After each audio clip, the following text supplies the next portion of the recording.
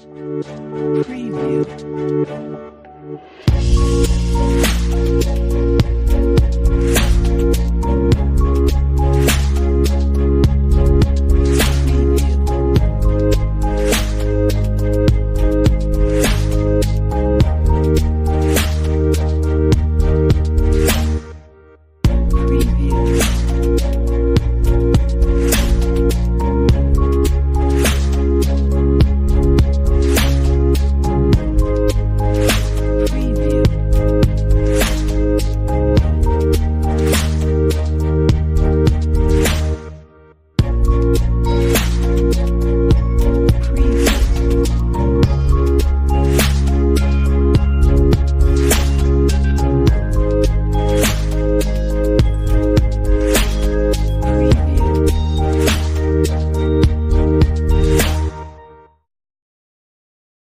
This bluish liquid is one of the most expensive resources in the world.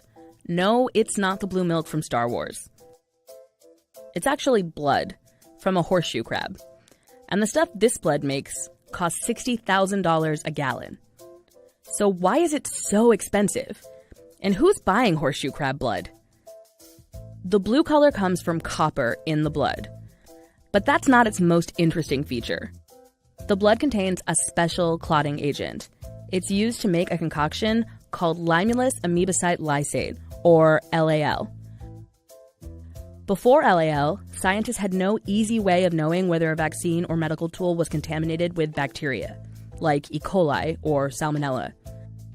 Scientists would inject vaccines into huge numbers of rabbits, and then basically wait for symptoms to show up. But when LAL was approved for use in 1970, it changed everything. Drop a minuscule amount of it onto a medical device or vaccine, and the LAL will encase any gram-negative bacteria in a jelly cocoon. While it can't kill the bacteria, the jelly seal is like a fire alarm, alerting us to the presence of what could become a potentially lethal infection and prevent it from spreading. Each year, the medical industry catches around 600,000 horseshoe crabs. The crabs are drained of 30% of their blood, and up to 30% of the crabs don't live through the process. The survivors are returned to the water, but no one really knows how well or if they recover. In 2016, the International Union for the Conservation of Nature bumped the American horseshoe crab up to vulnerable on its red list, one step below endangered. And the U.S. population could keep falling by as much as 30% over the next 40 years. LAL Labs claim that the returned crabs eventually recover, but new evidence suggests that's not always the case. Wynn Watson is trying to figure out what happens to the crabs when they're put back in the sea. So the most immediate negative effect is mortality. Anywhere from 10 to 25% of the animals will die within the first couple of days after you bleed them. Bled crabs become disoriented and weak for a period of time, and females may have trouble spawning. If they survive the first, I'll say 2 weeks, and they're back in their natural habitat, they did pretty well. But it's getting through those 2 weeks that's the issue.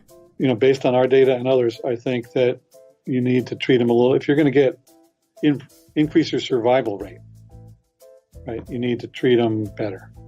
Scientists are trying to find a synthetic alternative to help reduce the strain on the horseshoe crab population. But so far, LAL is still required by the FDA for this type of testing. So if these animals really aren't recovering at the rate companies previously thought, we might eventually run out of crabs to bleed. If that happens,